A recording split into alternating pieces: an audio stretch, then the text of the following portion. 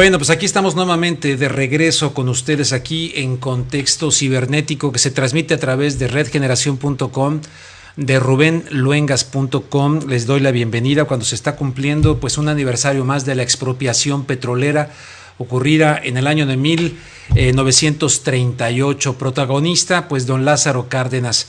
¿Cómo llegamos a este nuevo aniversario de la expropiación petrolera? ¿Ustedes qué opinan? ¿Estamos llegando de manera vergonzante o estamos llegando después de aquella lucha coyuntural importante de una buena manera? Pues no lo creo, ¿verdad? Hay muchos intereses en este energético, hay muchísimos intereses en torno al petróleo, muchos consideran que no hay problema, que hay que modernizarlo todo, que se trata simple y sencillamente de renovar y modernizar la cuestión de la explotación del petróleo. En fin, el caso está que estamos llegando a un episodio muy importante de la historia de México. El día de hoy, 18 de marzo de 1938, sin duda una fecha muy importante. Aquí vemos la imagen de Lázaro Cárdenas, la gente fue verdaderamente increíble, rompieron hasta su cochinito, llevaban allá al Zócalo, llevaban su dinero, hasta gallinas, pollos, llevaron al Zócalo de la Ciudad de México para ofrecer justamente el dinero o los medios necesarios para que se pudiera pagar a las petroleras británicas, etcétera, se les pudiera hacer las indemnizaciones correspondientes a esto. A estos años de distancia, pues han cambiado muchísimo las cosas, el tema del petróleo, el tema de Pemex, vigente, presente, de manera muy polémica en el centro de la vida política, de la vida social en México. Vaya un recuerdo memorable pues para don Lázaro Cárdenas, que claro, aprovechando la coyuntura también del contexto internacional, de la guerra mundial, del señor Roosevelt, pues no pudo hacer Roosevelt lo que hizo antes, digamos, Eisenhower, lo que hizo allá Eisenhower, o después más bien, no antes, después en 1953, un paralelismo que establezco con esto que están viendo de Lázaro Cárdenas. Bueno, en 1953 fue el presidente de Irán, Mossadegh, un presidente que llegó perfectamente bien electo, que no era un fundamentalista islámico ni nada de eso, y también él hizo una expropiación petrolera, hizo la nacionalización del petróleo de Irán, no más que pues ya era otro momento, era otra coyuntura, no era México vecino y no estaba el contexto de la Segunda Guerra Mundial. ¿Qué pasó con el presidente de Irán? Pues que le dieron golpe de estado. La operación se llamó la Operación Ajax y la encabezó el sobrino o nieto, no recuerdo, de Teodoro Roosevelt, de Teodoro Roosevelt, o sea que no lo confundamos con Franklin Delano Roosevelt. O sea que ahí está el paralelismo de lo que ocurrió en Irán y lo que ocurrió en México en 1938, algunos años después, en el 53, repito, el golpe de estado en contra del señor Mossadegh, pero un golpe de estado en el cual incluso en la operación Ajax en Irán pusieron diferentes agentes, ¿verdad? Ya les decía, el familiar de Teodoro Roosevelt, para que se cometieran actos de terrorismo, se llaman de bandera falsa, False Flag Operation, y que le echaran la culpa al señor Mossadegh y entonces cambiar la opinión pública del propio pueblo que quería mucho al señor Mossadegh y ponerlo en contra hasta que lo derrocan. Pero ahí está la historia, 1938 pues con Lázaro Cárdenas, la coyuntura de la Segunda Guerra Mundial, no era el momento para derrocarlo y pudo aprovecharlo muy bien con gran visión Lázaro Cárdenas. Bueno, vamos a cambiar de episodio, vamos a cambiar de asunto, porque vámonos a Guatemala, que tiene que ver con lo que les acabo de decir de Irán. ¿Por qué tiene que ver? Porque un año después del 53, primero derrocan a Mossadegh y en el 54 derrocan a Jacobo Arbenz en Guatemala. Esto deriva en una dictadura de muchísimos años, 36 años de dictadura allá en Guatemala. Uno de los dictadores en esos 36 años se llamó Efraín Ríos Montt, y el día de mañana, sin precedente en la historia guatemalteca, estará siendo sometido a las 8 y tantos de la mañana allá en Guatemala Efraín Ríos Montt, acusado de genocidio, acusado de haber asesinado a muchísimas personas. Yo creo que se quedan cortos con el número oficial, pero en fin, vamos a ver un video de Telesur al respecto y después voy a tener una entrevista con Araceli Garrido, quien es defensora de los derechos humanos. Ella es la voz de los guatemaltecos, entre muchos otros, aquí en Los Ángeles, California, que tanto han luchado pues por la defensa de los derechos humanos en Guatemala, y ahora a ver qué nos comenta acerca de esta situación histórica en torno a este juicio, sin duda, sin precedente, 30 años después de su gobierno en contra de Efraín Ríos Montt. A Guatemala, donde inicia la primera audiencia del juicio contra los exgenerales Efraín Ríos Montt y Mauricio Rodríguez, acusados de genocidio y delitos de lesa humanidad. Este es el primer caso en el que un exjefe de Estado guatemalteco es procesado por los miles de asesinatos cometidos por el ejército. Los demandantes encontraron pruebas suficientes de la vinculación de Ríos Montt en la muerte de más de 1.700 indígenas durante las operaciones de contrainsurgencia en 1982 y 1983. Aseguraron que presentarán planes con centenas de testigos y planes militares implementados en esa zona. Bueno, dentro de todos los documentos que se van a presentar están los planes de campaña, están los planes de operación militar, están revistas militares, están libros, hay informes periciales, hay certificaciones de nacimiento, de defunción, hay documentos desclasificados, hay una gran cantidad de documentos que evidencian lo que sucedió en la región Ixil durante los años 82-83.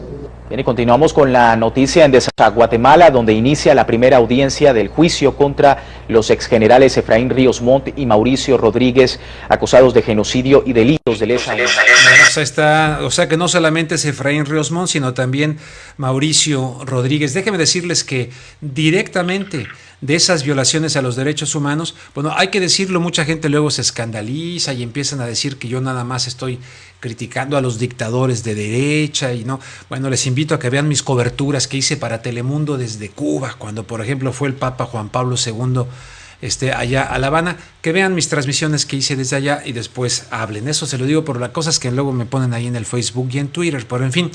Después de Guatemala, donde más guatemaltecos hay en el mundo, fuera de Guatemala, es precisamente aquí en la ciudad de Los Ángeles.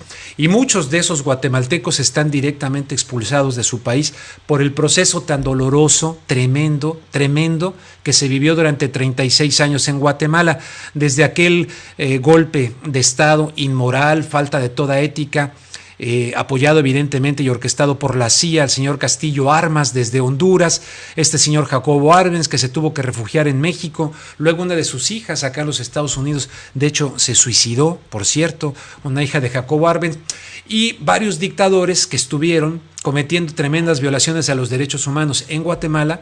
Y la realidad no me deja mentir, no se trata de que sea uno anti nada, ¿verdad? Pero fueron apoyados por diferentes gobiernos de los Estados Unidos. Bueno, pues invité a Araceli Garrido. Araceli Garrido es guatemalteca y toda su vida, independientemente de sus actividades y de su profesión, toda su vida se ha dedicado también a la defensa de los derechos humanos. La he tenido presente en programas de radio como Contragolpe y me hizo favor de aceptar esta llamada para poner en contexto este juicio que inicia mañana ya en Guatemala. Araceli Garrido, muy buenas noches, gracias por aceptar la invitación a través de la internet, que me metió un buen susto porque parecía que nos fallaba al principio, pero está trabajando bien. Buenas noches, Araceli. Rubén, buenas noches, mucho gusto de poder estar con ustedes. Saludos a los guatemaltecos, a los amigos mexicanos de Centroamérica, las personas que hacen favor de escuchar su programa. Aquí estoy para comentarles. Me gustaría decirles, Rubén, que a partir de mañana, 8:30 de la mañana, a través de www.blogspot. A ver, dígame, a ver, otra vez, www. ¿Luego? Sí, para que se conozca, blogspot.com. Blogspot.com, blogspot.com. Aquí no estamos en la televisión, aquí estamos más relajados, Araceli.com. Hay más tiempo pues para llevar la cosa con calma. O sea que www.blogspot.com. O sea que mañana en esta dirección electrónica la gente va a poder presenciar, ver en vivo el juicio histórico a Efraín Ríos Montt, ¿verdad, Araceli? así es, Rubén, así es. Y pues invitar a todos, ¿verdad? Porque realmente es un hecho histórico. De acuerdo incluso a declaraciones de la alta comisionada de Derechos Humanos de Naciones Unidas, es la primera vez que en un tribunal nacional se va a procesar a militares acusados de genocidio, y ese es el caso de Guatemala. Oiga, Araceli, para Quiero iniciar, decirle que, sí, dígame. para quienes no están muy familiarizados, ¿no? Que también nos está viendo gente que tal vez no esté familiarizada con lo que fue Efraín Ríos Montt en Guatemala. ¿Qué significó el señor Efraín Ríos Montt, que en muy poco tiempo, ¿verdad? En estos años, en el ¿qué? 1982, 1983, miles de muertos, el genocidio encabezado por este hombre. ¿Nos puede platicar, pues, lo que significa, y usted como guatemalteca, cómo lo siente, cómo lo vive? Claro, Rubén. Sí, mire, en 1982 es que el militar Efraín Ríos Montt, junto a otros oficiales militares, dan el golpe de Estado al que era presidente en ese momento, a otro militar, Romeo Lucas García, quien también cometió terribles masacres, terribles violaciones a los derechos humanos. Pero Ríos Montt entra en marzo de 1982 a gobernar Guatemala mediante un golpe de Estado. Sí. Ellos lo que hicieron, estos militares, fue dar continuidad a planes militares, a planes de campaña que ya estaban diseñados previamente, y ellos continuaron con el arrasamiento de aldeas. Cuando digo arrasamiento, es terrible recordarlo porque más de 440 aldeas indígenas de diferentes grupos mayas fueron totalmente borradas del mapa. El ejército llegaba junto con patrulleros paramilitares, rodeaban las aldeas, quemaban absolutamente todo, las viviendas, la ropa, los utensilios de cocina de la gente, destruían los cultivos, macheteando las siembras, buscaban, la gente tenía que enterrar sus productos, su maíz, su frijol, que es el alimento básico de los campesinos en Guatemala. La gente lo tenía que enterrar para esconderlo, y el ejército llegaba y buscaban bajo las piedras, bajo los árboles, entre las raíces de los árboles en la montaña, buscaban donde la gente escondía sus alimentos, y cuando los encontraban, los robaban o los quemaban en el mismo lugar. Ahora, eso llevó no solo a que mucha gente fuera asesinada por las balas, con armas punzocortantes, con piedras, o sea, mataron a muchísima gente de diferentes maneras, pero también con la destrucción de cultivos, con el robo de sus cosechas o quemar la producción. Sí. Ellos Oiga, Araceli, no, fue terrible este panorama. A mí me tocó cubrir parte de aquello. Recuerdo escenas pues muy dramáticas, ¿no? Con gente allá por la zona de, creo que era de Huehuetenango, pues con gentes indígenas en zonas cafetaleras, etcétera, con tiros de gracia. Presumiblemente en aquellos trabajos que realicé por allá habrían sido la fuerza de élite de los caibiles, nos decían por allá. Yo no sé si eso es correcto, pero eso nos decía la gente. Pero me tocó ver cosas verdaderamente tremendas en diferentes etapas de diferentes gobernadores militares allá. Pero cuando yo hablaba de estos temas, por ejemplo, acá en espacios televisivos, surgían guatemaltecos que me decían: pero señor Luengas, está usted perdiendo de vista lo que hacía la guerrilla. Dice, no fueron perita en dulce, también hacían tremendos crímenes. ¿Usted qué dice de eso? Mire, la Comisión para el Esclarecimiento Histórico recibió miles de testimonios, ellos documentaron cientos de casos. Realmente es la Comisión para Esclarecimiento Histórico que llegó a la conclusión de que esos 36 años de guerra en Guatemala produjeron más de 200,000 víctimas. Uh-huh. A la fecha son 45,000 desaparecidos, y dentro de esos 45,000, 5,000 son niños.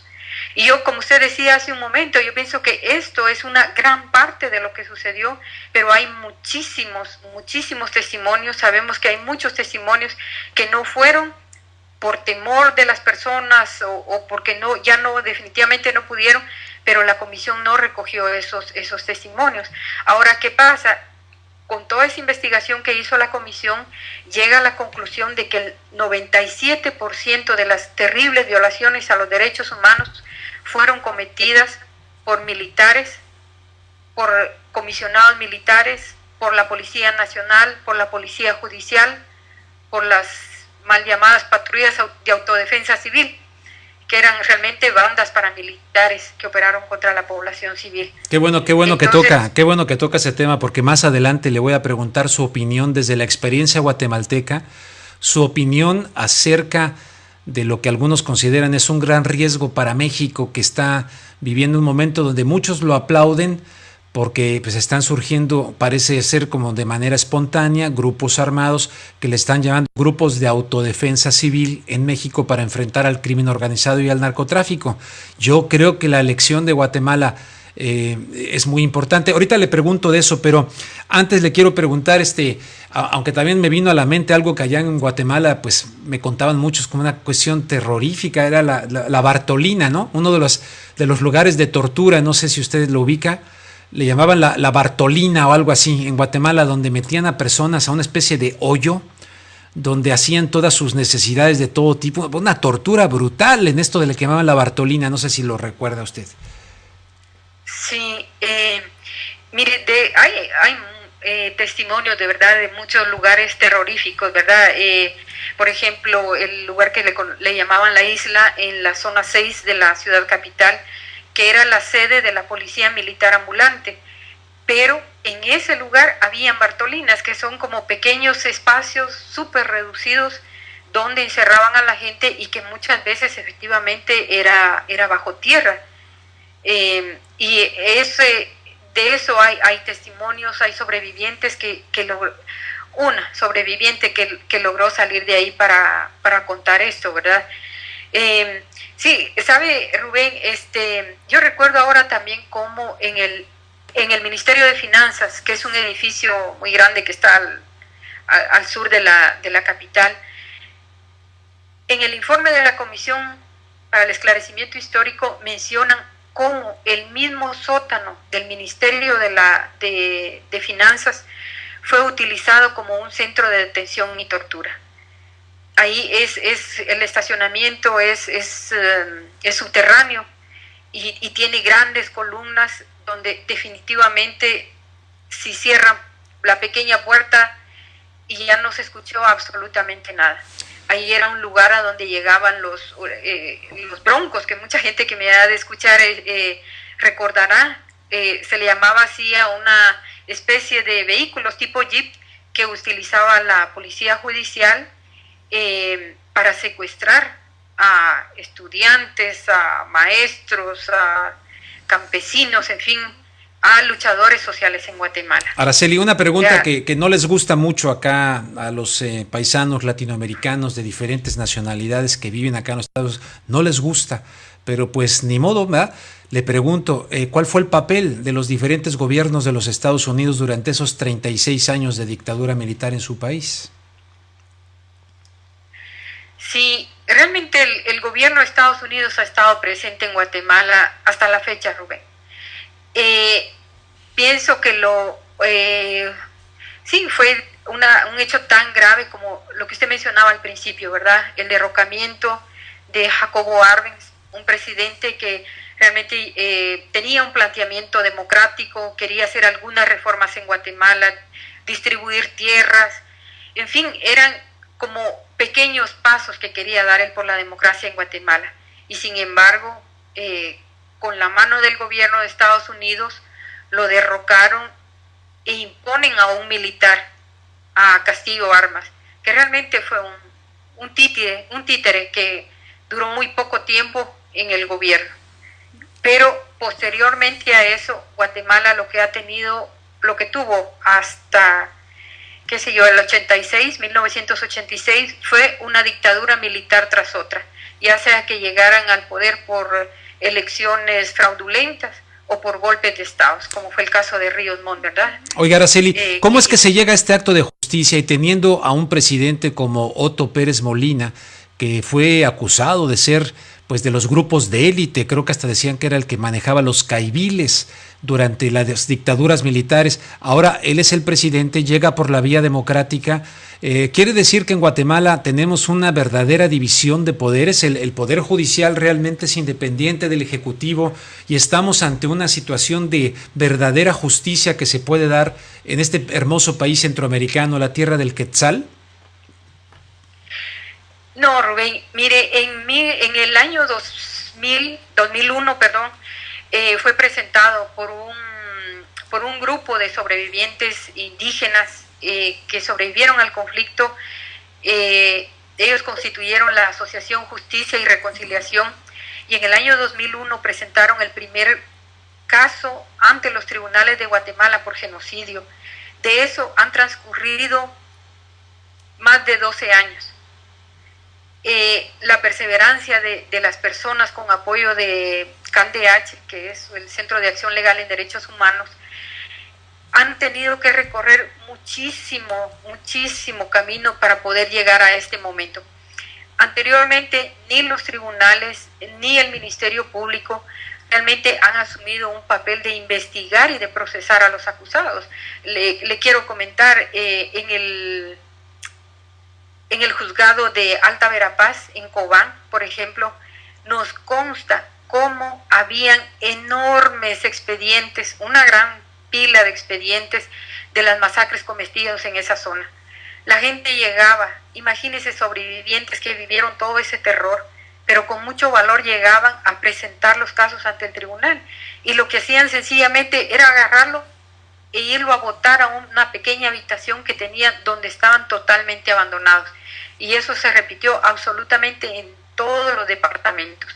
Realmente no hubo en el pasado la voluntad realmente de investigar y procesar a los militares, incluso civiles, los paramilitares, los comisionados militares, de procesarlos por estos casos. Realmente hace unos días comentaba un amigo desde Guatemala, ¿verdad? Apenas se está empezando a cosechar lo que poco a poco hemos ido sembrando muchos, ¿verdad? Y yo me considero de entre ellos también. ¿Cómo porque no? Realmente la lucha por la justicia en Guatemala ha sido muy fuerte, muy grande. Araceli, ya como última pregunta, para continuar aquí con el programa En Contexto por internet, en rubenluengas.com, redgeneración.com. Me gustaría si usted nos puede dar, no sé si está enterada, yo le estuve comentando un poquito que están surgiendo en México policías comunitarias, o les llaman grupos de autodefensa civil, pero están surgiendo en diferentes partes de la geografía mexicana, aparecen con armas, en fin, y supuestamente son grupos espontáneos, legítimamente surgiendo para defenderse de lo que el gobierno mexicano, el Estado mexicano, no está haciendo para defenderlos. Por lo tanto, uno reacciona ante eso, pues es normal. Si el gobierno y el Estado mexicano pues no logran defender a su población, que es una razón de ser de cualquier Estado, entonces la gente está tomando la defensa en sus manos. Se llaman grupos de autodefensa civil. Pero dada la experiencia de las patrullas de autodefensa civil en Guatemala, ¿habría alguna lección que su experiencia guatemalteca, aunque acá estamos hablando de una lucha en contra del crimen organizado y del narcotráfico, allá era una guerra civil, habrá algún, no paralelismo, pero alguna lección que Guatemala le pueda dar a México con el surgimiento de grupos armados de esta naturaleza? Mire, Rubén, yo realmente lamento muchísimo, ¿verdad?, que esto esté sucediendo en México, porque nuestra experiencia es terrible, realmente es terrible, y que haya población civil armada que no está preparada, digamos, para actuar, digamos, dentro de un marco correcto, que sería el tema de, bueno, la investigación, aplicar lo que la ley dice, ¿me entiende? El marco jurídico legal permite, ¿verdad?, que una persona no puede ser condenada sin haber sido investigada sin haberle dado derecho a defenderse. Y ese pienso que es uno de los grandes riesgos de estos grupos de autodefensa, que la gente armada efectivamente adquiere otro tipo de actitud, de valor, y se sienten en la capacidad de tomar de cualquier decisión encima de la vida de quien sea. Y pienso que ese es el gran peligro, ¿verdad? Que población civil, a lo mejor sí, efectivamente, harta de tanta violencia, de tanto abuso, de la delincuencia, quiere de alguna manera defenderse, pero pienso que no, es un desequilibrio muy grande, ¿verdad? Un riesgo muy grande que puede llevar esto, porque una pequeña chispa puede desencadenar de verdad acciones brutales. Y de violencia generalizada, ¿no? Así es. Araceli Garrido, pues le agradezco muchísimo. Gracias por participar en este esfuerzo que hacemos aquí en Internet para mantener a la gente informada sobre temas muy, muy importantes. En este caso, algo que ocurre mañana. Repito que lo pueden seguir en vivo. 8 de la mañana, hora de Los Ángeles. En México serían 9 de la mañana a través de www.blogspot.com. Ahí pueden seguir el juicio. Yo voy a estar pendiente sin duda en cuanto regrese de llevar uno de mis hijos a la escuela para ver el juicio de Ríos Montt. Yo cubrí mucho allá en Guatemala, entrañable, conocí mucho dolor también de la gente, muchas secuelas de la guerra. Estuve en la firma de la paz cuando era el presidente Álvaro Arzú allá en Guatemala. O sea que vaya un abrazo para toda la comunidad guatemalteca que está allá, que está acá en Los Ángeles, y para usted, Araceli, mi agradecimiento por participar esta noche. Muy buenas noches. A usted, Rubén, muchas gracias. Rubén, si me permite, nada más para corregir la dirección electrónica para las personas que están interesadas, es www.paraqueseconozca.blogspot.com. Para que se conozca. Hay que agregarle, muchas gracias, para que se conozca. Ok, entonces aquí está. www.paraqueseconozca.blogspot.com. Exactamente. Correcto. Así es, Rubén. Y nada más agradecerle el espacio y hacer un llamado a todos los guatemaltecos, los amigos de Guatemala, a que se solidaricen con esta lucha por la justicia. Esperamos que también en el futuro a Otto Pérez Molina, un general que efectivamente fue conocido como comandante Tito y que operó precisamente en la zona Ixil, en el norte del Quiché, que es la población de donde se están llevando los casos ahora por genocidio, para que esperemos que en un futuro él también sea llevado ante los tribunales, ¿verdad? Es un hombre que tiene también mucha deuda, que causó mucho sufrimiento y mucha pérdida a la población de Guatemala. Entonces les pedimos su acompañamiento y le agradecemos mucho el espacio, Rubén. Al contrario, muchas gracias, y le pido también si difunde entre la comunidad guatemalteca, que pues todavía no me ubica en este espacio de Internet, si puede ayudarme a difundir aquí en Los Ángeles. Tengo entrañables comentarios muy lindos de la gente de Guatemala, pero ahora no me ubican muy bien acá en este espacio. Ahí le agradezco que también difunda aquí en Los Ángeles, que estamos dando lata aquí a través del Internet. Gracias, Araceli. Claro que sí. Buenas noches. Muy buenas noches, Araceli Garrido, defensora de los derechos humanos allá en Guatemala. Oiga, pero mientras tanto, ¿qué está pasando con grupos de autodefensa civil en México? Vamos a ver en Michoacán, ¿no? Bueno, pues hay una noticia que no podemos perder de vista, generada este fin de semana, en la que se presenta que presuntamente, ¿no?, estos organizaciones de defensa civil van con todo en contra de los caballeros templarios. De hecho, han estado desmontando símbolos, etcétera. Priscila Tanús nos tiene una crónica de algo de lo que ha ocurrido recientemente en México, en Michoacán, con estos grupos de autodefensa y los caballeros templarios, así llamados. No vamos a entregar las armas, que sepan de una vez. Vamos a entregar las armas hasta que haya arreglo, hasta que baje todo lo que es la canasta básica. ¡Fuera, caballeros, fuera! En Buenavista, Tomatlán, en Michoacán, los policías comunitarios de La Ruana, en la tenencia de Felipe Carrillo Puerto, decidieron emprender una cacería contra el grupo de los caballeros templarios. Están robando el salario del trabajador, del cortador de limón, Carniceros, tortilleros, a todos están robando. No nos alcanza nada, vamos a comprar y ya no alcanza ni para frijoles ni para tortillas, porque todos lo suben a como ellos quieren. ¿Ellos quién? Los caballeros templarios son los que dan la orden. Por ejemplo, la tortilla, su precio normal son creo 14 pesos, pero nos lo estaban dando a 16. Entonces que ahí 2 pesos eran para esas personas. El kilo de carne iba subiendo, estaba a 65 y ahorita está a 90 pesos porque un porcentaje pues también era para ellos. Comenzaron por derrumbar sus símbolos. Esta nota es de Marco Antonio Coronel y agradecemos a Milenio por permitirnos reproducir su nota informativa. Lo que estamos haciendo es por un bien del pueblo, soy policía comunitario y simplemente lo que queremos es que se salgan los caballeros templarios.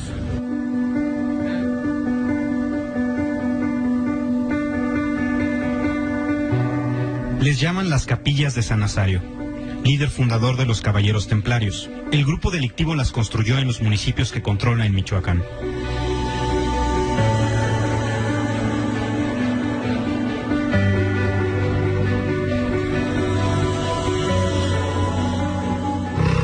El monumento de los templarios, lo que es según el respeto a Chayo Moreno, según es una capilla de él, según que dicen que por respeto a él, es una capilla que venían haciendo en todos los pueblos. En ellas escribieron la siguiente leyenda popular: la justicia sin poder está vacía, el poder sin justicia solo genera violencia. Con el añadido, hay que ser fuerte para defender a los más desprotegidos. Era pura mentira lo que ellos decían, según haciendo creer a las personas que venían a hacer un bien para el pueblo, engañando a las personas. Comprar la tortilla ya estábamos pagando la cuota, la tortilla nos la subieron a 16 pesos el kilo. La carne nos la subieron hasta 100 pesos, de ahí ya iba incluido la cuota, que ellos se agarraron en el pueblo como de ellos, a extorsionarnos, a quitarnos lo poquito que tenemos.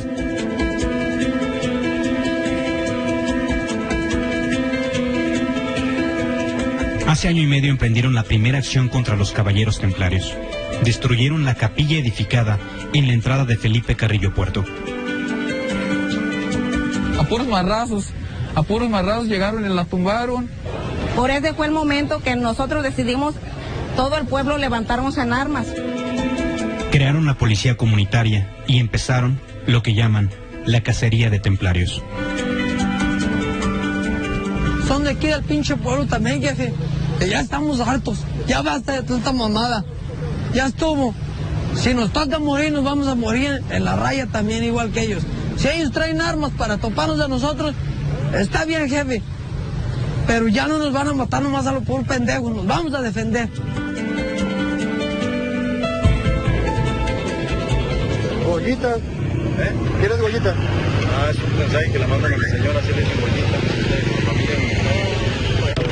¿Por qué encuentres? ¿Se llevaron los prietos? ¿Cuál prieto? El negro, sobrino. Ah, sí, el negro. Él es sobrino, de Lupe. El saldo hasta hoy: 21 presuntos templarios capturados que ya fueron entregados a la Policía Federal y un rancho recuperado.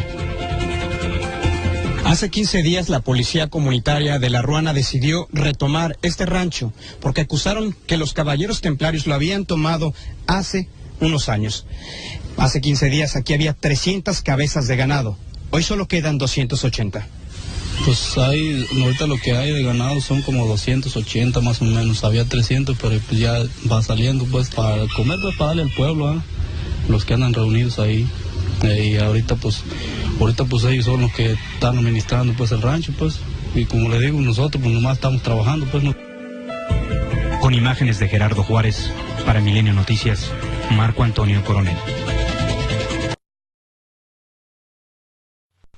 Bueno, pues aquí ya acabamos de ver esto de los templarios y lo que está ocurriendo allá en México, pero miren, vamos a buscar la manera de decir, a ver, porque ante este tipo de noticias nos podemos quedar simple y sencillamente con mucho miedo. El miedo paraliza y entonces, ¿qué hacemos? Y así estamos tal vez muchas personas, ¿no? El miedo nos paraliza, ¿qué podemos hacer? Y se generan todas estas situaciones de decir, como decía el joven con su arma, bueno, pues aquí nos morimos todos, etcétera.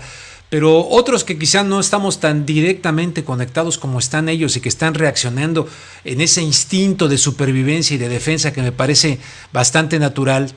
Hay otro tipo de personas, artistas, que en lugar de decir, bueno, pues esto está ocurriendo en México, yo sigo mi vida personal y me vale. Bueno, hay otros que dicen, pues no me vale, y utilizan su talento para tratar de hacerle un exorcismo a esta mentalidad armada, y por lo tanto un exorcismo a la conciencia mexicana, a la mentalidad mexicana, al momento mexicano que se está viviendo de la tentación de buscar una solución a través de las armas, donde terminemos todos un poquito como quería el ejército de Guatemala, que era que cada individuo fuera un soldado, y terminó siendo un sistema de control de los campesinos allá en Guatemala. Es un tema muy importante para analizarlo.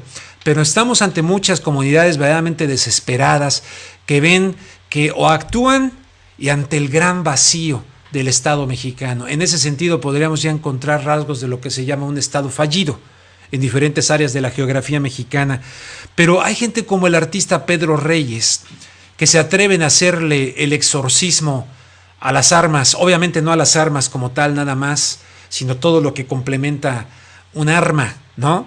Entonces les invito a ver pues una propuesta, no es solamente una exhibición para decir, ay miren qué bonito, qué interesante. Armas que han sido decomisadas al narcotráfico en la ciudad norteña fronteriza de Ciudad Juárez, que ahora suenan música, hacen música. Hay un exorcismo de esas armas para transformarlas en música. Mientras las armas nos aíslan, nos esconden, nos meten dentro de cuatro paredes, que no salgamos a la calle, la música nos exhorta, nos invita a salir. Qué maravilla que este hombre haya realizado eso, y lo comparto con mucho gusto esta noche con ustedes en Contexto.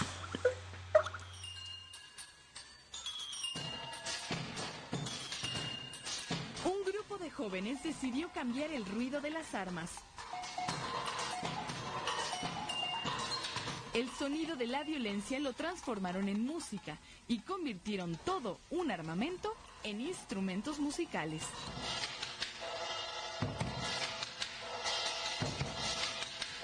Son alrededor de 6.700 armas que fueron incautadas o entregadas de forma voluntaria al ejército y la policía de Ciudad Juárez.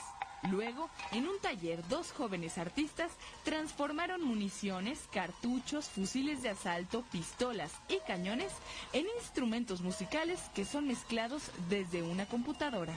De entrada fue abrir las cajas, superar en 3 días el shock de estar en contacto con este material, pues uno no está acostumbrado a ver armas, y menos 6.700, ¿no? Y de ahí, pues fue primero a la cavernícola a ver qué sonido podían hacer. El objetivo de este proyecto llamado Desarme es unir a la gente, y en él participan el escultor Pedro Reyes y el músico Edward Kistler. Las armas hacen que todo el mundo se meta a sus casas, que el espacio público quede abandonado y que básicamente las ciudades estén, digamos, dominadas por el miedo. Y la música hace exactamente lo opuesto. La música hace que las personas se reúnan, que salgan y conquisten la calle, que haya una reactivación del espacio público. Ambos esperan llevar su mensaje a otros países, y en marzo montarán una exposición en la Galería Leeson en Londres para después viajar a Estados Unidos. Cadena 3 Noticias. ¿Qué les parece? Verdaderamente me conmovió mucho a mí ver esto, y de hecho me motivó también a escribir un artículo que les invito, si ustedes pueden, a leer en mi página rubenluengas.com. Le voy a pedir a Carlos, mire, aquí está el artículo que se titula Autodefensa y el exorcismo de las armas, donde también apelo pues a la experiencia guatemalteca. Inicio recordando aquello de el empresario Alejandro Martí, cuyo hijo fue secuestrado y fue asesinado, diciéndole a la clase política mexicana: si no pueden, renuncien, si no pueden, renuncien. Y al parecer, pues ahora no solamente es Martí, ahora es muchos mexicanos en diferentes partes de la geografía, en Chihuahua, en Michoacán, en Guerrero, en Veracruz. Si no pueden, pues nosotros nos armamos y nosotros nos defendemos con los riesgos tremendos que esto puede implicar, repito, para una sociedad donde así de armada en cualquier momento una chispa y tendríamos una especie de violencia generalizada, pero en fin, no es de fácil solución. Pero esto de Pedro Reyes no es nada más una exhibición, es una propuesta para convertir nuestra mentalidad y nuestra conciencia armada en una conciencia musical, aunque suena así medio quijotesco, ¿verdad? Pero no realmente, no es tan quijotesco. Si optamos la mayoría de los mexicanos, porque yo creo que la mayoría de los mexicanos se levanta a trabajar, a luchar, etcétera, ¿no? Si optamos verdaderamente por esta opción y si se hace de manera colectiva, las iglesias, los canales de televisión, los partidos políticos, los diferentes niveles de gobierno, si se hace una verdadera campaña de conciencia nacional para desarmar la mentalidad mexicana en esta hora de desgracia mexicana, muchos se sorprenderían de lo que se podría lograr en lugar de estar reproduciendo la violencia en la televisión, en los programas infantiles, en los videojuegos, en muchos ámbitos que van directito a la conciencia. Bueno, pero dejemos ese tema en paz para presentarle a otra persona que va en sentido contrario a esto, a toda esta situación, así como Pedro Reyes con el arte. Vámonos a un fraile que se llama Fray Tomás González. Por cierto, ya aclaró el Papa Francisco que lo de Francisco no es por San Francisco Javier de Borja, sino que es efectivamente por San Francisco de Asís. Y ahí está la orden de los franciscanos. Pues Fray Tomás González es precisamente franciscano. Vamos con Priscila Tanús, que nos tiene una breve semblanza de este fraile con el que vamos a hablar en este momento.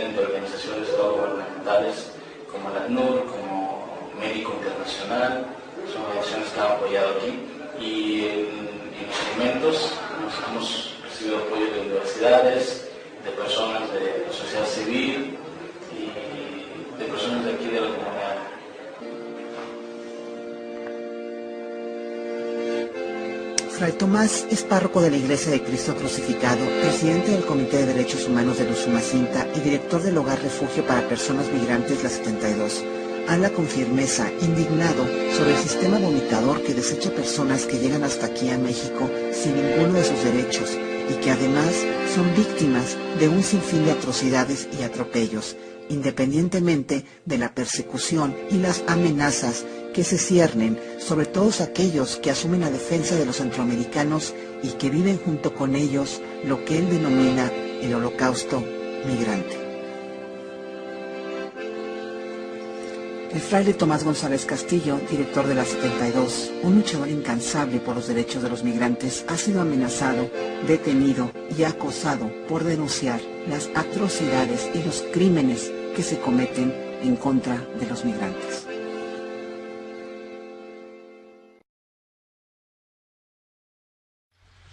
Gracias a Priscila, el holocausto migrante. Vamos a platicar con él, lo tenemos precisamente conectado a Fray Tomás González. Fray Tomás González, muchísimas gracias por aceptar nuestra invitación para hablarnos esta noche. ¿Cómo está? Muy buenas noches, aquí en Tenosique. Allá en Tenosique, Tabasco. Oiga, primero le quiero preguntar, aunque usted está más vinculado de manera específica al tema migrante, no está desconectado el tema migrante ni el holocausto migrante con esta cuestión que está surgiendo en diferentes partes de México de los grupos de autodefensa civil. ¿Qué opina usted de este fenómeno? Grupos de ciudadanos, poblaciones que aparentemente surgen de manera espontánea y que se están defendiendo. Digo aparentemente porque hay quien cree que también alguien está meciendo la cuna de estos grupos. Yo no lo sé. ¿Usted qué opina? Pues yo creo que es nuevamente el pueblo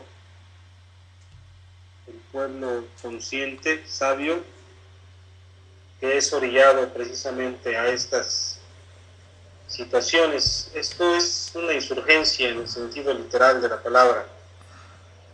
Sean indígenas, sean campesinos, sean mujeres, sean homosexuales, sean migrantes y todo el sinfín de grupos vulnerables de la sociedad.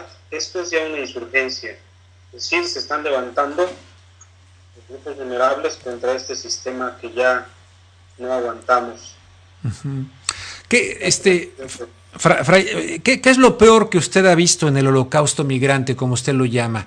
Lo peor, todo es malo, todo lo que ocurre es malo, pero parece ser que se va incluso sofisticando y se van agravando las violaciones y las vejaciones y se van agravando.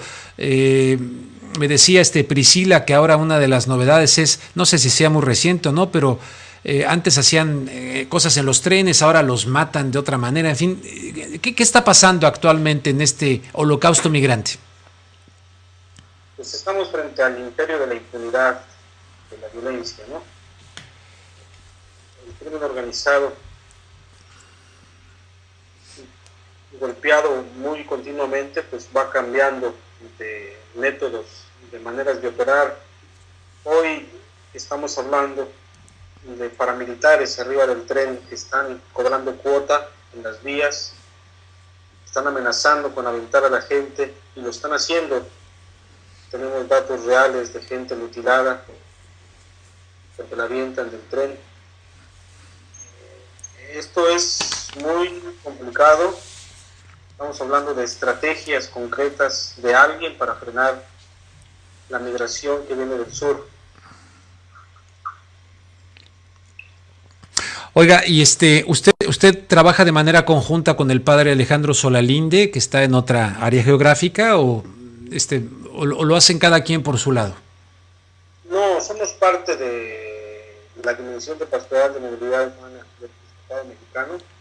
La mayoría de las casas de migrantes del país son de la Iglesia Católica. Estamos ocupados en esta cosa que le digo, Dimensión de Pastoral de Movilidad Humana. Además, por estar en el sur, estamos en constante comunicación con el padre Alejandro Solalinde y con otros sacerdotes religiosos, gente de los migrantes.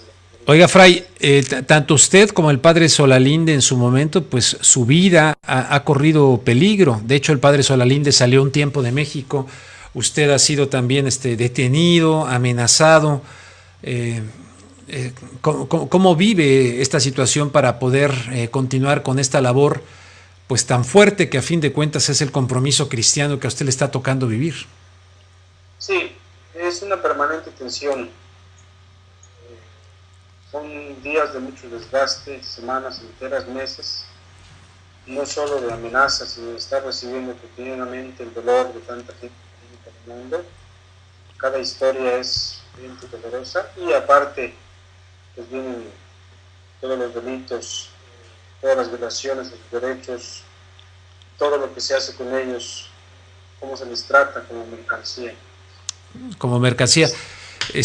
Fray, el nuevo Papa, el nuevo líder de la Iglesia Católica, pues en lugar de tomar un nombre jesuita o algún otro tipo de nombre, ha tomado el de San Francisco, y ya aclararon que efectivamente se trata por la cuestión de San Francisco de Asís, que es la orden franciscana a la que usted pertenece, y parece ser que este nuevo Papa tiene una especial sensibilidad por los pobres.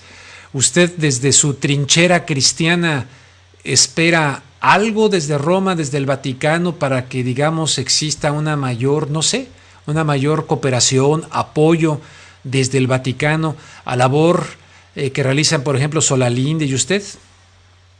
Mire, sinceramente yo no espero nada del poder, y en especial del poder que hay en el Vaticano. Sí espero mucho de Dios, y como hombre de fe, debo decirle que a través de la historia de esta iglesia, Dios ha suscitado hombres y mujeres que han revolucionado no solamente la iglesia, sino la historia misma. Esperemos que este Papa, que ha tomado el nombre de Francisco, pues haga esto, ¿verdad? ¿Y cuál ha sido en su lucha concreta, pues, los diferentes niveles de gobierno en México, tanto en Tabasco como a nivel federal? En el caso, yo he entrevistado al padre Solalinde y pues en algunos casos él consideraba que era difícil poner la frontera entre el crimen organizado y algunos protagonistas del gobierno. ¿Usted qué nos puede decir en ese sentido? Sí, es un fenómeno muy complejo. La migración como fenómeno se ha complicado muchísimo, ha sido tomada por el crimen organizado y por no solo algunas autoridades, muchas autoridades que se han dejado invadir por este cáncer de la corrupción. Y nosotros pensamos que si se ha hecho tanto con los migrantes, si se ha ejercido tanta violencia contra ellas, es gracias a que el gobierno, el Estado mexicano, lo ha permitido. No se puede entender de otra manera. Bien, Fray, pues nos estamos acercando a la hora del final del programa. No sé si usted quiera decir algo que mis preguntas no hayan traído a colación, no hayan generado, y de las personas que nos siguen en internet en este programa En Contexto, usted quiere hacer también un llamado, no sé, gente que estuviera interesada en cooperar, en ayudar. Nosotros estamos acá en Los Ángeles y muchas veces en reportajes hemos sido testigos desde esto de la bestia, el tren aquel, hasta todo el cruce por México para llegar acá, el obispo Raúl Vera, que lo hemos hablado también en el norte, también nos ha dado testimonios tremendos, todo este viacrucis o este holocausto del migrante. No sé, ¿qué le gustaría decirle a la gente que nos ve?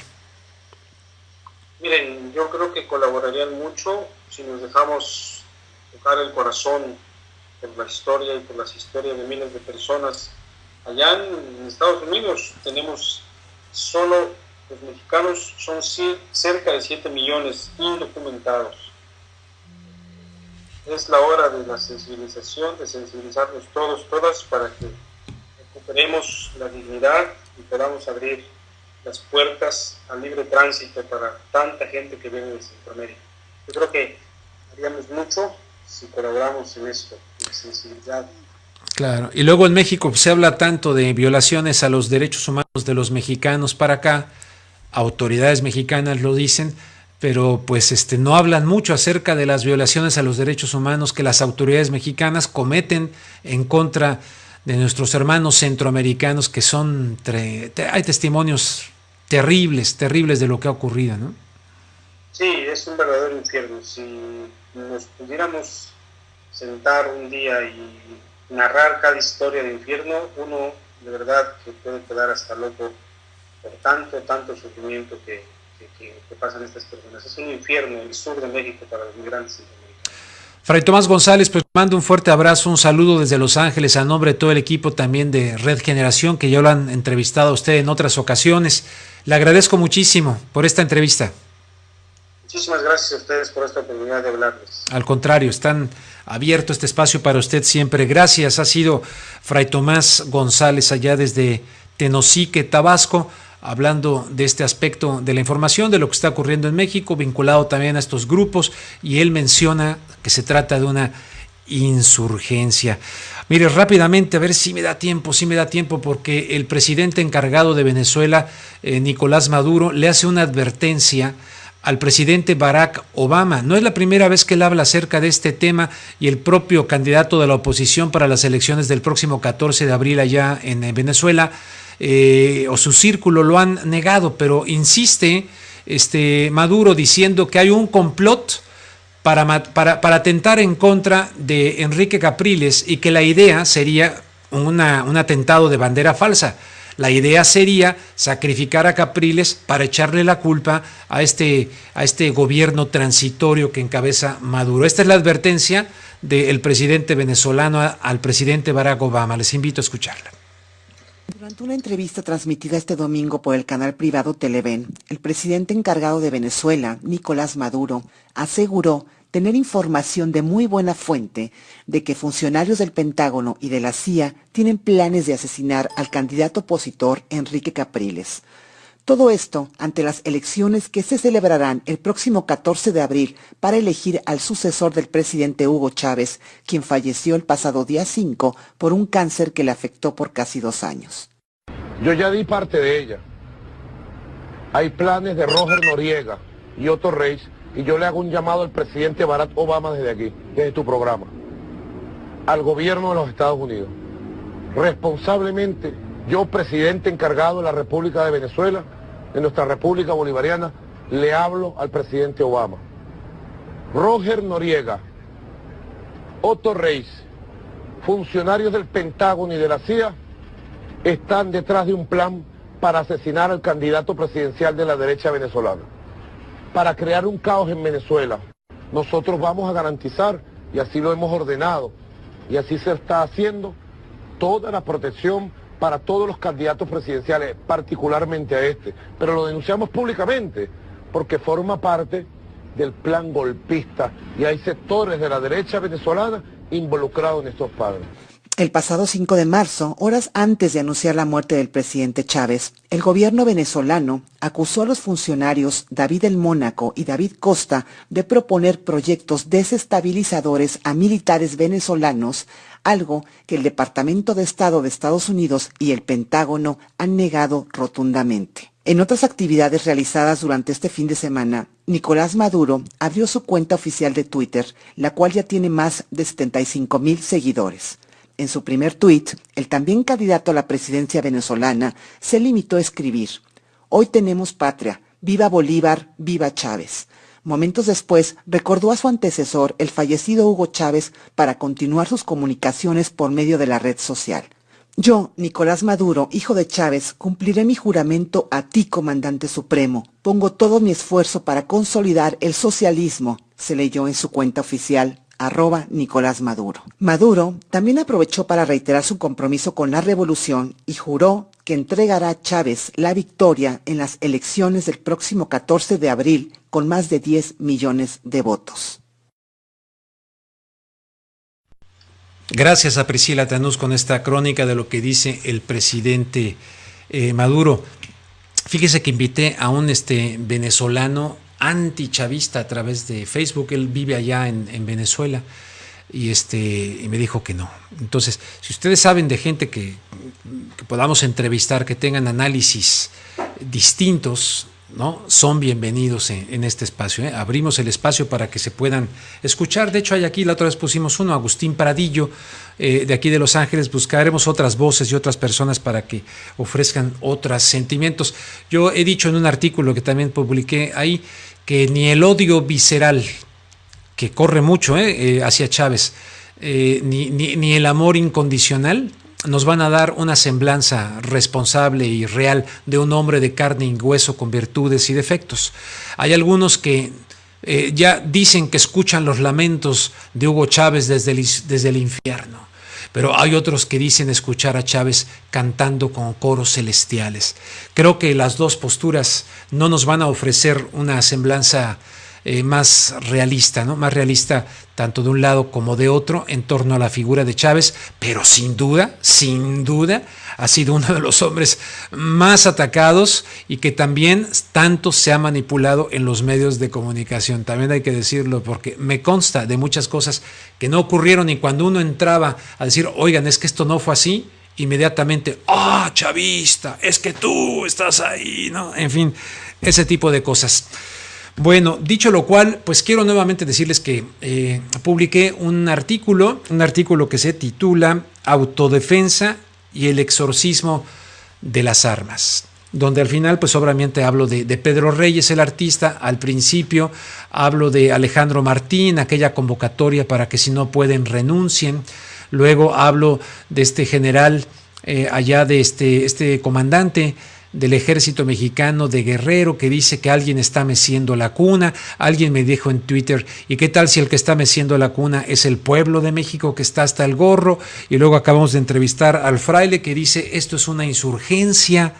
Entonces, vámonos, cuidado con lo de las grupos de autodefensa civil. ¿Por qué les digo esto? En el artículo que está ahí, hablo de la operación Fénix, que se puso en práctica en Vietnam. Y porque esto de las patrullas de autodefensa civil en el caso de Guatemala, pues no fue una idea guatemalteca, fue una idea que se experimentó. Y recuerden que la señora Hillary Clinton, ex secretaria de Estado norteamericana, habló de que en México los grupos de la delincuencia y del narcotráfico se estaban comportando como terroristas y como insurgencia. Entonces, no vaya a ser que eso de la mano que mece la cuna, etcétera, haya un caldo de cultivo propicio. La gente dice, sí, venga, me la juego, yo tengo aquí, híjole, cuidado, no sé, pero ahí planteo algunas cuestiones en este artículo, muy cuidadosamente, pero qué triste lo que se está viviendo en México. Aunque comprendo perfectamente bien que la gente diga, bueno, si el Estado mexicano no me protege, yo tengo que protegerme. Eso me parece perfectamente bien. Vámonos pues a la Ciudad de México, allá con Noemí León, para que me diga ¿con qué continuamos? Me imagino que serán las breves internacionales, Noemí. Así es, Rubén. Buenas noches. Buenas noches. En esta ocasión, Nash Acuña nos va a traer las breves internacionales. Perfecto, vámonos. Buenas noches, Rubén, y buenas noches al auditorio. Bueno, pues estas son las breves internacionales. 20 muertos tras varias explosiones en una estación de autobuses en Nigeria. Al menos 20 personas murieron y varias han resultado heridas este lunes en el norte de Nigeria. Esto tras un ataque con bomba perpetrado en una estación de autobuses en la ciudad de Kano, según han indicado testigos y medios locales. Ninguna agrupación ha reivindicado el ataque, pero fuentes oficiales de seguridad apuntaban hacia la milicia Boko Haram, agrupación islamista insurgente, la cual se opone a la educación y la cultura occidentales. Por otra parte, China escala posición en venta de armas, con Pakistán como su principal comprador. China se convirtió en el quinto exportador mundial de armas, delante de Reino Unido, informó este lunes el Instituto Internacional de Estudios para la Paz de Estocolmo. La venta de armas por parte del país asiático aumentó 162% en el periodo entre 2008 y 2012, comparado con el lustro anterior. La nación pasó de controlar del 2 al 5% del comercio mundial de armas. Esto lo agregó igual el reporte. Pakistán adquirió el 55% de las exportaciones chinas de armas, detalló el instituto. Al menos 16 muertos por las lluvias en el estado de Río de Janeiro. La lluvia no cesa en todo el estado de Río de Janeiro y ha dejado ya al menos 16 muertos y 5 desaparecidos en la ciudad de Petrópolis. Los informes de defensa civil de la ciudad de Petrópolis colocan en 560 el número de desalojados. Para ellos y para las 15,000 personas que viven en áreas de riesgo existen ya 18 refugios. Y pues finalmente apoya a Hillary Clinton matrimonio entre personas del mismo sexo. La exsecretaria del Estado norteamericana Hillary Clinton anunció que apoya el matrimonio entre parejas del mismo sexo a través de un video. Los estadounidenses LGTB, son las siglas, lesbianas, gays, bisexuales y personas transgénero, Son nuestros colegas, maestros, soldados, amigos, seres queridos, y ellos son ciudadanos iguales y por completo se merecen los derechos de la ciudadanía. Eso incluye también el matrimonio. Esto lo señaló la exsecretaria de Estado, Hillary Clinton. Y bueno, actualmente el matrimonio homosexual está permitido en 9 de los 50 estados de la Unión Americana, además del Distrito de Columbia, es decir, la ciudad de Washington. Y bueno, estas son las breves internacionales.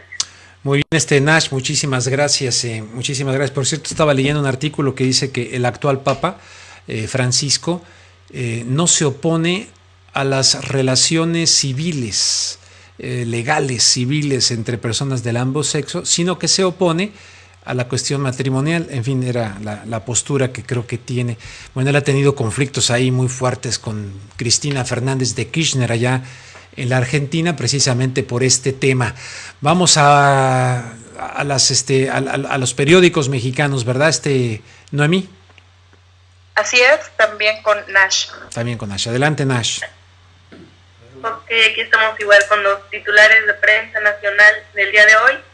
Pues el tema principal fue Pemex. Adelanta Peña Nieto 6 ejes para Pemex y advierte sin reforma déficit en 2020. Este es de lo Universal. Casi una certeza visita del Papa. La Arquidiócesis de México señala que gestiona el viaje al país. Bueno, esto también dentro del marco del viaje que realizó Peña Nieto y Miguel Ángel Mancera a Roma para la misa de inauguración del pontificado. Reporta gobierno desplome de denuncias por narcodelitos. La Jornada, por su parte, Peña Nieto afirma para 30 años reservas totales de Pemex. El tono dominante de su discurso fue modernizar la paraestatal. Dice Peña Nieto, la firma fortalecerá su presencia mundial y apoyará la economía familiar. Llama el Papa a no condenar errores ajenos. Esto dentro del marco de la celebración del Ángelus ante unos 150,000 fieles, y llamó a los católicos a ser más indulgentes y misericordiosos. También Cárdenas y el PRD anuncian defensa del sector petrolero. El diario Reforma busca DF salir del atorón vial, impulsarán el metro, el metrobús, la bici y el hoy no circula. Y también limitarán autos viejos. Por otro lado, ahora toca el turno a reforma energética, asegura Peña Nieto. No se vende Pemex, tampoco se privatiza, quieren modernizarlo.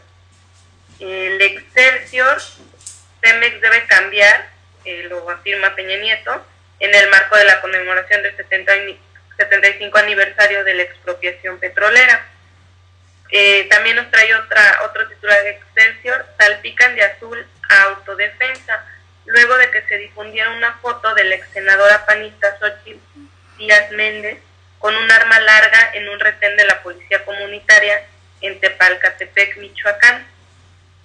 Y finalmente Milenio, modernización en Pemex o déficit de energía, afirma Peña.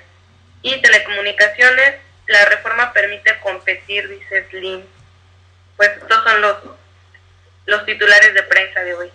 Muy bien, Nash, muchísimas gracias. No sé si por ahí me distraje, lo hayas dicho, pero también estuve escuchando en la mañana que el Partido Acción Nacional tuvo durante el fin de semana una votación donde ahora van a elegir a sus representantes de manera directa, y el señor Germán Martínez en Reforma saltó con un artículo donde se le tiró a la yugular a Madero diciendo que esto era la perredización del Partido Acción Nacional. En fin, hay una polémica en torno a este partido, la Acción Nacional. Nos vamos a las breves nacionales también nuevamente. Adelante, Noemí. Así es. Bueno, fue un fin de semana movido en cuanto a información y comenzamos con caso Casés. Denuncia Comisión Nacional de Derechos Humanos a García Luna y 20 exfuncionarios ante la PGR. La CNDH puso a prueba a la Procuraduría General de la República al denunciar penalmente al exsecretario de Seguridad Pública Federal, Genaro García Luna, y a 20 mandos policíacos más por su presunta responsabilidad en la comisión de diversos ilícitos registrados durante el operativo que derivó en la detención de Florence Cassés en diciembre de 2005, y que a la postre fueron determinantes para que la Suprema Corte de Justicia de la Nación la excarcelara. El pasado 24 de enero, el ministro Alfredo Gutiérrez, quien inclinó definitivamente la balanza a favor de Cassés, fundamentó su voto en el montaje televisivo al que consideró como la más grave violación a los derechos humanos de presunción de inocencia y debido proceso. Por otra parte, Carlos Slim aprueba la reforma en telecomunicaciones, fomenta la competencia, dice. La reforma en telecomunicaciones que se analiza en el Congreso de la Unión fomenta la competencia y la convergencia en el sector, aseguró el empresario Carlos Slim, cuya empresa América Móvil ha perdido alrededor de $6,000 millones a partir de su difusión por Enrique Peña Nieto y los 3 principales partidos políticos. De acuerdo con Slim, dicha reforma busca que haya servicio universal, mejores precios, mayores velocidades, convergencia y más condiciones para los consumidores.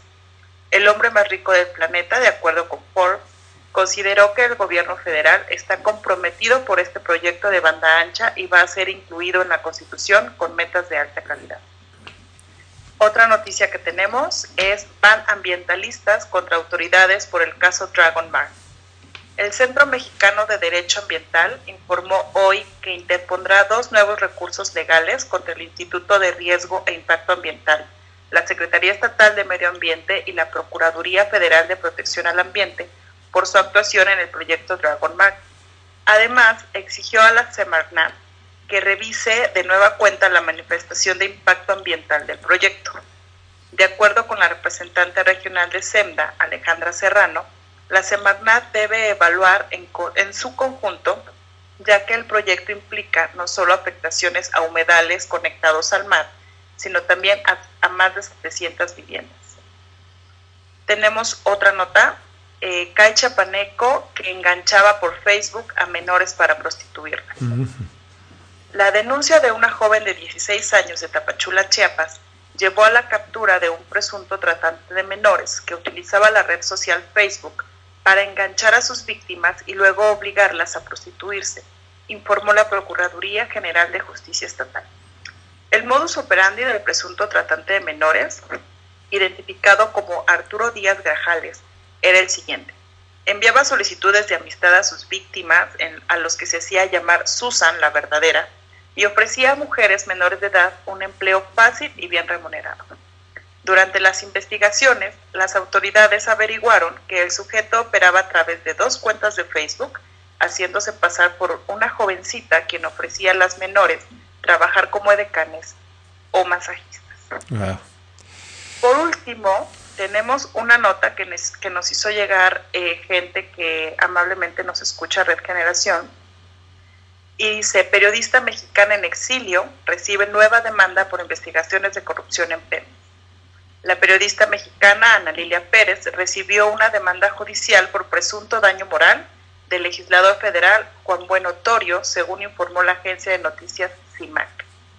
La periodista ha investigado y publicado sobre irregularidades en la administración de empresas paraestatal Petróleos Mexicanos, donde el legislador fungió como director del área de refinación entre 2003 y 2006.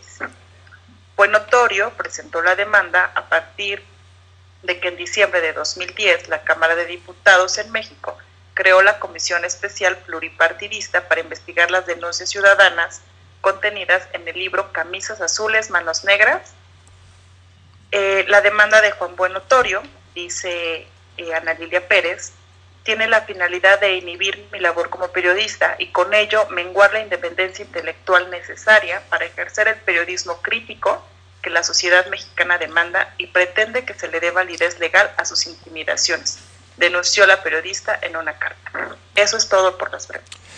Muy bien, pues muchísimas gracias, Noemí. John Ackerman en su cuenta de Twitter mandó un Twitter donde le da todo el apoyo a Ana Lilia Pérez, y también en Twitter el señor Bueno dijo que estaba abierto para cualquier pregunta. Yo le mandé, espero que entró, lo hice en su cuenta de Twitter, una invitación. Pues él ya mandó una carta que está publicada en rubenluengas.com en respuesta a lo de Ana Lilia Pérez, pero también ya le he enviado una invitación a ver si ustedes que están allá en México pues me ayudan a avisarle que está aquí abierto esto para que, y sería sensacional poder tener incluso a Ana Lilia y al diputado para que ambos expresen, ya sea juntos o cada uno por su lado, en este espacio expresen sus puntos de vista. También les quiero recordar que el próximo miércoles, que ahí sí no sé cómo le voy a hacer, Carlos, porque con esto del horario todavía no cambia. ¿Cuándo cambia el horario en México, Carlos?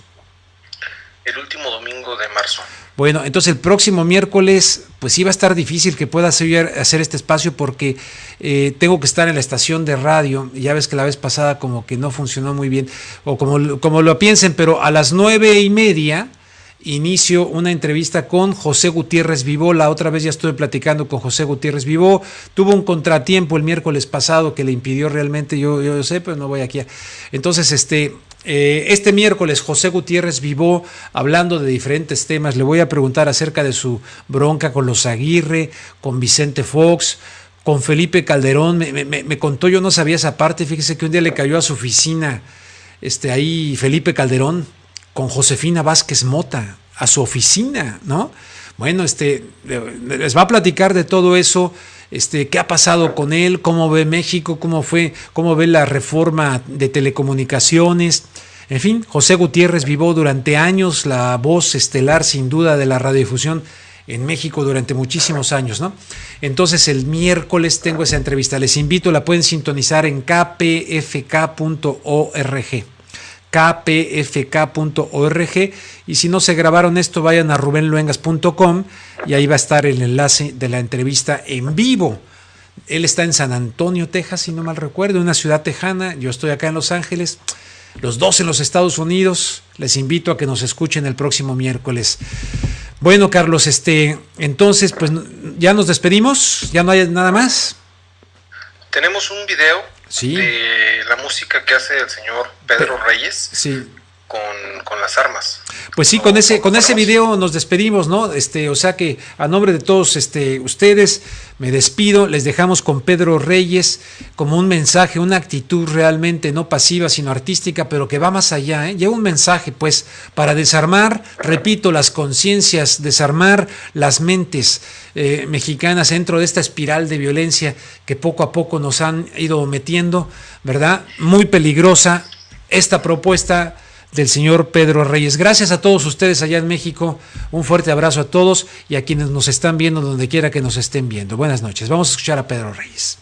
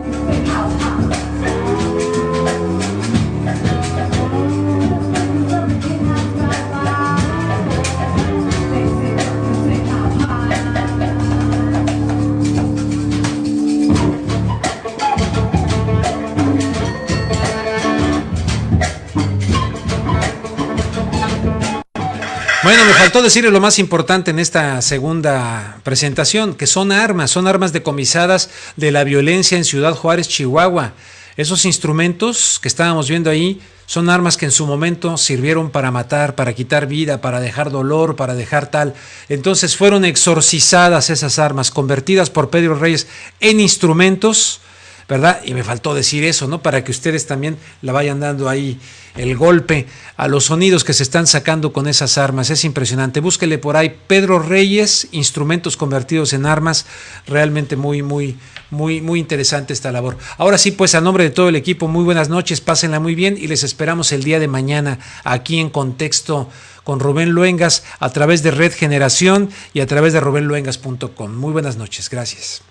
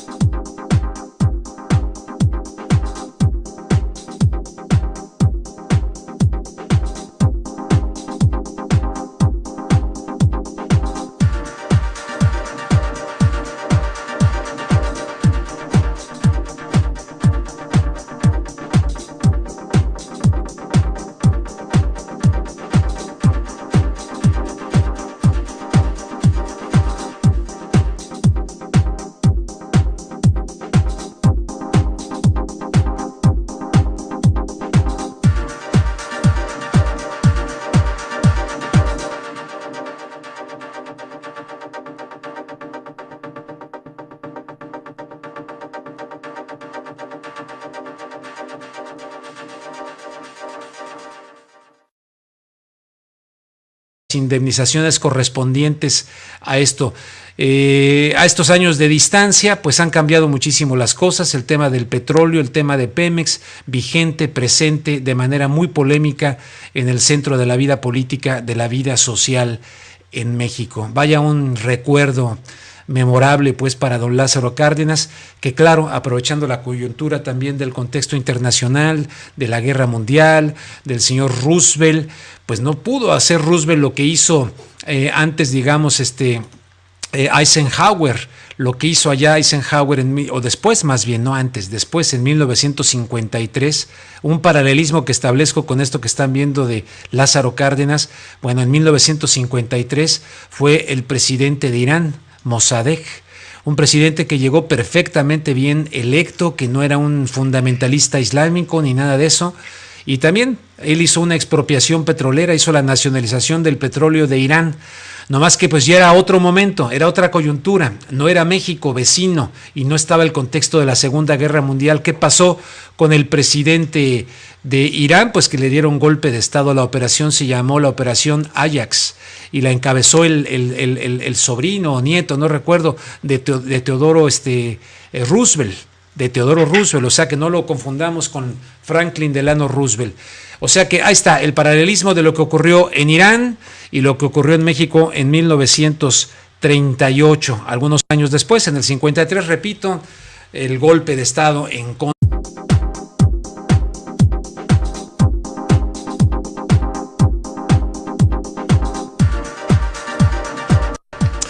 Bueno, pues aquí estamos nuevamente de regreso con ustedes aquí en Contexto Cibernético, que se transmite a través de redgeneración.com, de rubenluengas.com. Les doy la bienvenida cuando se está cumpliendo pues un aniversario más de la expropiación petrolera ocurrida en el año de 1938. Protagonista pues don Lázaro Cárdenas.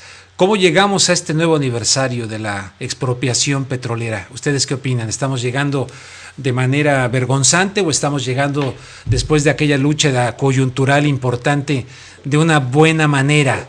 Pues no lo creo, ¿verdad? Hay muchos intereses en este energético, hay muchísimos intereses en torno al petróleo, muchos consideran que no hay problema, que hay que modernizarlo todo, que se trata simple y sencillamente de renovar y modernizar la cuestión de la explotación del petróleo. En fin, el caso está que estamos llegando a un episodio muy importante de la historia de México. El día de hoy 18 de marzo de 1938, sin duda una fecha muy importante. Aquí vemos la imagen de Lázaro Cárdenas, la gente fue verdaderamente increíble, rompieron hasta su cochinito, llevaban allá al Zócalo, llevaban su dinero, hasta gallinas, pollos, llevaron al Zócalo de la Ciudad de México para ofrecer justamente el dinero o los medios necesarios para que se pudiera pagar a las petroleras británicas, etcétera, se les pudiera hacer la contra del señor Mossadegh. Pero un golpe de Estado en el cual incluso en la operación Ajax en Irán pusieron diferentes agentes, ¿verdad? Ya les decía, el familiar de Teodoro Roosevelt, para que se cometieran actos de terrorismo, se llaman de bandera falsa, False Flag Operation, y que le echaran la culpa al señor Mossadegh y entonces cambiar la opinión pública del propio pueblo que quería mucho al señor Mossadegh y ponerlo en contra hasta que lo derrocan. Pero ahí está la historia, 1938 pues con Lázaro Cárdenas, la coyuntura de la Segunda Guerra Mundial, no era el momento para derrocarlo y pudo aprovecharlo muy bien con gran visión Lázaro Cárdenas. Bueno, vamos a cambiar de episodio, vamos a cambiar de asunto, porque vámonos a Guatemala, que tiene que ver con lo que les acabo de decir de Irán. ¿Por qué tiene que ver? Porque un año después del 53, primero derrocan a Mossadegh y en el 54 derrocan a Jacobo Arbenz en Guatemala. Esto deriva en una dictadura de muchísimos años, 36 años de dictadura allá en Guatemala. Uno de los dictadores en esos 36 años se llamó Efraín Ríos Montt, y el día de mañana, sin precedente en la historia guatemalteca, estará siendo sometido a las 8 y tantos de la mañana allá en Guatemala Efraín Ríos Montt, acusado de genocidio, acusado de haber asesinado a muchísimas personas. Yo creo que se quedan cortos con el número oficial, pero en fin, vamos a ver un video de Telesur al respecto y después voy a tener una entrevista con Araceli Rodríguez, acusados de genocidio y delitos de lesa humanidad. O sea que no solamente es Efraín Ríos Montt, sino también Mauricio Rodríguez. Déjenme decirles que directamente de esas violaciones a los derechos humanos, bueno, hay que decirlo, mucha gente luego se escandaliza y empiezan a decir que yo nada más estoy criticando a los dictadores de derecha y no. Bueno, les invito a que vean mis coberturas que hice para Telemundo desde Cuba, cuando por ejemplo fue el Papa Juan Pablo II allá a La Habana, que vean mis transmisiones que hice desde allá y después hablen. Eso se lo digo por las cosas que luego me ponen ahí en el Facebook y en Twitter, pero en fin. Después de Guatemala, donde más guatemaltecos hay en el mundo, fuera de Guatemala, es precisamente aquí en la ciudad de Los Ángeles. Y muchos de esos guatemaltecos están directamente expulsados de su país por el proceso tan doloroso, tremendo, que se vivió durante 36 años en Guatemala, desde aquel golpe de Estado inmoral, falta de toda ética, apoyado evidentemente y orquestado por la CIA, el señor Castillo Armas desde Honduras, este señor Jacobo Arbenz que se tuvo que refugiar en México, luego una de sus hijas acá en los Estados Unidos, de hecho se suicidó, por cierto, una hija de Jacobo Arbenz, y varios dictadores que estuvieron cometiendo tremendas violaciones a los derechos humanos en Guatemala. Y la realidad no me deja mentir, no se trata de que sea uno anti nada, ¿verdad? Pero fueron apoyados por diferentes gobiernos de los Estados Unidos. Bueno, pues invité a Araceli Garrido. Araceli Garrido es guatemalteca y toda su vida, independientemente de su Garrido, quien es defensora de los derechos humanos, ella es la voz de los guatemaltecos, entre muchos otros, aquí en Los Ángeles, California, que tanto han luchado pues por la defensa de los derechos humanos en Guatemala, y ahora a ver qué nos comenta acerca de esta situación histórica en torno a este juicio, sin duda, sin precedente, 30 años después de su gobierno en contra de Efraín Ríos Montt. A Guatemala, donde inicia la primera audiencia del juicio contra los exgenerales Efraín Ríos Montt y Mauricio Rodríguez, acusados de genocidio y delitos de lesa humanidad. Este es el primer caso en el que un exjefe de Estado guatemalteco es procesado por los miles de asesinatos cometidos por el ejército. Los demandantes encontraron pruebas suficientes de la vinculación de Ríos Montt en la muerte de más de 1.700 indígenas durante las operaciones de contrainsurgencia en 1982 y 1983. Aseguraron que presentarán planes con centenas de testigos y planes militares implementados en esa zona. Bueno, dentro de todos los documentos que se van a presentar están los planes de campaña, están los planes de operación militar, están revistas militares, están libros, hay informes periciales, hay certificaciones de nacimiento, de defunción, hay documentos desclasificados, hay una gran cantidad de documentos que evidencian lo que sucedió en la región Ixil durante los años 82-83. Bien, y continuamos con la noticia en Guatemala, donde inicia la primera audiencia del juicio contra los exgenerales Efraín Ríos Montt y Mauricio